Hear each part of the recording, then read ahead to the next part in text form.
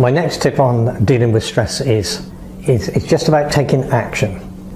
I found that there's nothing better to reduce your levels of stress than to actually take some action, to know that you're actually doing something. I spoke in one of the earlier videos about how fear stops people from taking action. Now, if you can control your fear, going back to that statement, feel the fear but do it anyway, if you can control that fear and take some action and suspend all of your fears about whether this is the right action or not, it will start to reduce the stress that you're feeling. There is the issue, but what if it's the wrong action?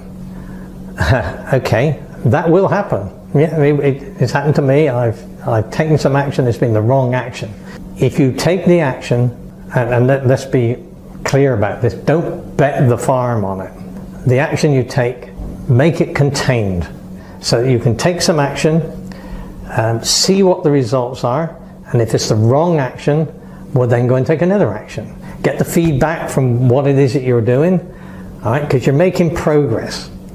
You know, there's a famous story about Edison when he was being interviewed by the reporter, and he was trying to work out what to use as a filament in the light bulb, and he said to the reporter how, you know, he had 10,000 experiments and he still hadn't found it. And the reporter said to him, "Oh, so you had 10,000 failures?" He said, "No." He said, "I now know 10,000 things that won't work." I'm that much closer to finding the answer. And of course he did. So just take the action, because if after the first 1 or 2 or 3 actions Edison had given up, well, he would never have solved the problem. And that applies to most successful people in life. Michael Jordan talks about, yes, of all his successes, but if you have a look at it, you know, the number of times when he's failed.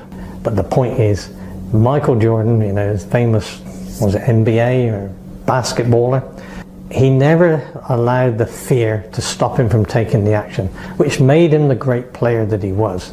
Yes, he failed countless times.